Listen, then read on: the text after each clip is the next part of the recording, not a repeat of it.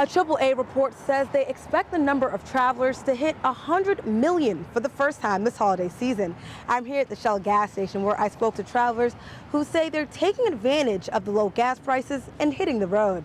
With gas prices as low as this, it doesn't come as a surprise that people are packing up their cars and hitting the road this holiday season. Yeah, they've been really cheap lately, so why not? You know, you can go places and not have to worry about paying half your salary for them. But it's very good. Yep. According to a AAA report, more than 3.8 million New Englanders are expected to travel by car, a 2.4 increase from last year. Jeremiah Rock says he isn't traveling, but he has a bird's eye view on the influx of people. I live right across the street from the gas station and I go there a lot, so I see a lot of people there all the time.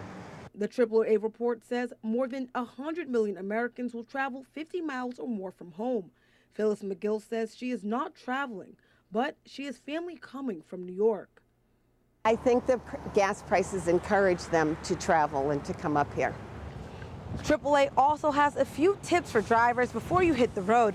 They say make sure you do not drink and drive and also limit your distractions by not texting and driving. Patricia Nicholas at Shell gas station. Back to you in the studio.